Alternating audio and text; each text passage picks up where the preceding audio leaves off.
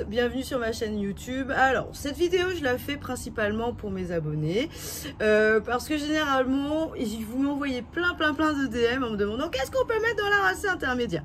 Donc en fait pour ceux qui me suivent depuis pas très longtemps, effectivement je suis pas rentrée dans les détails parce que pour moi c'était plus ou moins acquis, mais en gros voilà, je fais une petite vidéo YouTube concernant les espèces que vous pouvez mettre dedans. Généralement ça regroupe toute la partie plantes tropicales en gros. Donc vous allez voir, je vais vous montrer plein de plantes. Donc c'est pas réservé uniquement aux aracées. On l'appelle, je l'ai appelé substrat aracé intermédiaire puisque généralement je l'ai créé, on va dire, pour les aracées, voilà, notamment pour les anthuriums un petit peu petits qui me saoulaient en gros.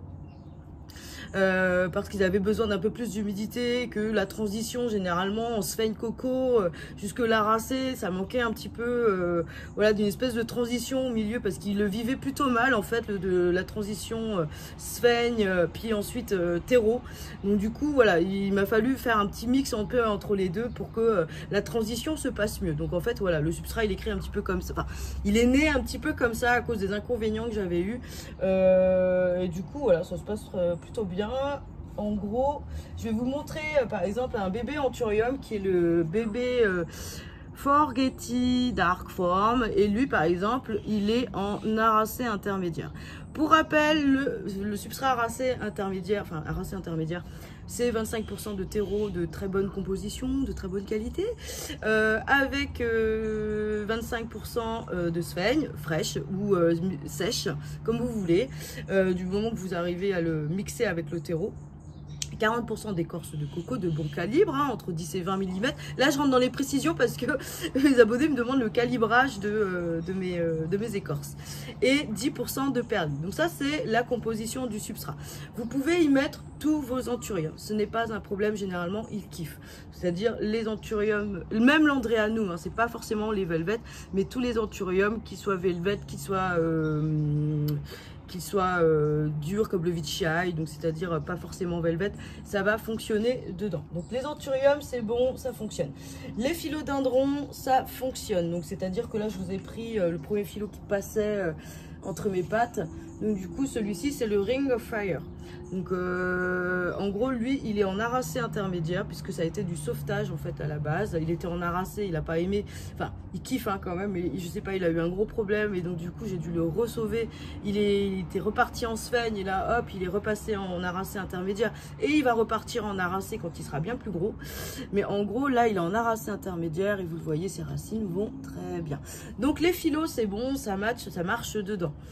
Ensuite, vous avez les ficus, vous pouvez tout à fait les mettre dedans sans problème. Nous, on a un ficus, voilà, variegata, qui est le Triangularis variegata. Faites pas attention à ça, c'est des oxalis. Je sais, je vous l'avais montré sur une autre vidéo. J'ai fait sécher les oxalis. Mais en gros, voilà, lui, il est en aracé intermédiaire. Ça lui va tout à fait, il n'y a pas de souci. Je l'ai rempoté là, parce qu'il avait des racines qui sortaient de partout. Mais j'ai gardé la même taille de peau, en fait, pour qu'il sèche toujours plus vite. Donc en gros, j'ai juste changé son substrat et il est toujours là, dans l'aracé intermédiaire. Donc en gros, voilà, celui-ci se plaît énormément dedans. Tous les ficus, tous, donc les tidékés, le lirata, tout ce que vous voulez du moment qu'il y a ficus dedans, qui se plaisent en aracé intermédiaire, il n'y a pas de problème. Ensuite, on a les aglaonema aussi qui s'y plaisent dedans. Ils sont pas encore tout à fait tous en aracé intermédiaire, mais voilà, j'en ai pas chopé, mais j'aurais dû peut-être vous en prendre un. On a les syngoniums. Les syngoniums, j'arrête pas de vous les montrer. Tiens, j'en ai pas sous le coude. Si, ils sont là-bas, j'ai pas envie d'aller les chercher, mais les syngoniums adorent la racée intermédiaire. Sincèrement, je crois qu'il n'y a pas un seul syngonium qui n'aime pas la racée intermédiaire. Les pothos, les epipremnum, les syndapsus, c'est pareil, ils adorent. Il n'y a pas de souci. Les monstera kiffent. Kiff, il n'y a pas de problème. Alors là, on va en arriver à la partie un petit peu complexe. Les Maranta, donc là j'ai par exemple une Maranta qui est la Black Monsegiana, voilà, qui est en aracé intermédiaire. Et elle, ça lui plaît. Elle a été, elle a voyagé en fait d'assez loin. Elle est arrivée complètement pourrie. J'ai dû la faire redécoller en eau parce qu'elle avait plus de racines du tout. Puis ensuite, elle est repassée directement en aracé intermédiaire. Et depuis, c'est le kiff total. Donc voilà, voilà. C'est comme ça que j'ai fait pour la faire repartir en gros parce que elle, c'était obligatoirement haute vu la tête qu'elle avait. Les Calathea, les Maranta, elles adorent. Les Alocasia adorent. Attention au Jewel, la partie Jewel, donc c'est-à-dire les Silver Dragon, Black Velvet, Cuprea. Ceux-là, c'est avec précaution, puisque eux, ils aiment plutôt être drainés. Donc du coup, eux, généralement, je reste sur l'aracé. C'est rare que, voilà, je les passe en aracé intermédiaire. Ils sont plutôt en aracé avec beaucoup d'écorce, généralement, et dans des tout petits pots, vraiment des tout petits pots. Ça, je vous l'ai toujours dit, aracé, petit pot pour les Jewel, vraiment, ils sont tellement chiants que même sur les rempotages, que je vous dis tout le temps, des petits pots pour ceux-là. Ils adorent, ils sèchent très vite, ils sont très contents, on les réarrose très vite. Ils sont contents et voilà, tout va bien pour eux comme ça. Les Pilea fonctionnent très bien dedans. Donc là, j'en ai une par exemple qui provient de la boutique What the Flower Paris. Alors j'ai fait une connerie, je vous le dis tout de suite, le pot, il est trop grand pour elle. Elle va très bien, c'est... là, je sais plus. Excuse-moi, Justine, j'ai oublié le nom. Voilà, donc elle est en aracé intermédiaire, donc on voit bien, il y a de la sphaigne, voilà, c'est un petit peu décomposé, mais il y a de la sphaigne dedans, il y a de la perlite, il y a des écorces, voilà. La Pilea va très bien en aracé intermédiaire. Son gros problème, c'est que vraiment, il faut lui garder un tout petit pot. Là, j'en ai un, vous le verrez vraiment, son pot, il est beaucoup plus adapté, alors que sa taille est beaucoup plus grande. Donc voilà, les Pilea, vraiment, c'est petit pot. Regardez la taille de celui-ci du pot par rapport à celui-ci. C'est vraiment n'importe quoi ce que j'ai fait. Mais j'avais pas de petit pot transparent. Enfin, j'avais plus de gobelet, je crois, à l'époque. Et donc, du coup, j'ai pris ça et j'aurais pas dû. Donc, du coup, elle galère à pousser, en fait. Elle galère à pousser. Elle fait des petites feuilles. Vraiment, je pense que c'est trop... les racines, elles sont noyées dedans. Elle déteste ça. Enfin, bref. Je vais changer ça, vous inquiétez pas. Donc en gros, les Pilea, ça fonctionne. Les Oya aiment bien. Oui, les Oya. Les Oya aiment bien. Le substrat aracé intermédiaire. Les Cactus épiphytes aiment bien. Donc type là, on a le Chrysocardium. Donc voilà, celui-ci provient de What the Flower Paris aussi. Il avait vraiment pas aimé son voyage, mais là on voit comment il est. Vraiment, il a super bien poussé. Et il est en aracé intermédiaire. Donc, ceux-là aussi, tous les épiphyllums et tout ça, vous pouvez les basculer en aracé intermédiaire. Si le substrat vous botte et que vous l'avez testé déjà sur plein de plantes, ça veut dire que vous avez l'habitude de le travailler. Donc, vous savez comment il faut le faire sécher et l'exposition qui est nécessaire à la plante. Et voilà. Donc, par contre... choisissez bien vos pots, ça reste des épiphytes, donc moi je l'ai basculé en pot terre cuite parce qu'en aracé intermédiaire, il faut quand même qu'il sèche le truc. Donc du coup, certains ont quand même des pots terre cuite et pas en pot transparent. C'est le cas par exemple de la Pilea, vous voyez, elle sèche beaucoup plus vite en pot terre cuite. C'est beaucoup mieux quand même pour elle, même en aracé intermédiaire. Vous pouvez y mettre aussi les fougères. Alors il y a une bonne partie des fougères qui fonctionnent dedans, type les... Ah, je sais plus le nom. Les trucs à nid là. Oh là là. Putain, la bouffie quoi. C'est... Comment ça s'appelle? Enfin bref, les trucs avec les aspleniums. Ouais, ça y est, ça m'est revenu. Les aspleniums, vous pouvez tout à fait les mettre dedans, il n'y a pas de souci. Ils adorent, ils kiffent. Les bégonias avec beaucoup de recul. Donc ceux-là, chaque fois que j'avais fait un test en aracé intermédiaire, ça n'avait pas très bien marché. J'avais testé uniquement les rhizomateux. Donc du coup, type le nigrans, le nigricans, enfin bref, les noms me sortent un peu par les trous de nez. Mais voilà, j'avais testé certains bégonias et ils avaient clairement pas aimé. Donc du coup, en gros, ils préféraient l'aracé. Donc c'est-à-dire pas de sphaigne avec, ce qui est complètement bizarre. Mais en gros, ils préféraient la tourbe plutôt que la sphaigne. Donc du coup, pour le coup, moi je suis pas non plus la reine des bégonias. Hein, donc du coup, voilà, ces conseils, mettez-les de côté parce que clairement, moi les bégonias, c'est pas ce que je préfère dans la culture.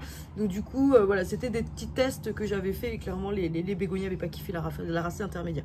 Mais je m'y suis peut-être mal prise. Donc du coup, voilà, sur la racée intermédiaire et bégonia, peut-être que chez vous, il y en a, ils sont beaucoup plus doués en bégonia et ça a très bien fonctionné avec la racée intermédiaire. Enfin, faites-moi des retours si ça a fonctionné.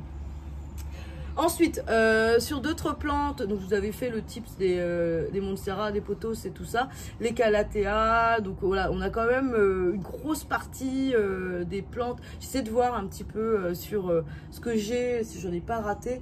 Voilà, les aglaonema, les machins. Enfin, je pense que je vous ai dit quand même la majorité des plantes dont vous avez accès et dont vous pouvez mettre dedans. Les misères, les tradescantia. Alors, pas toutes. Attention, sur les misères.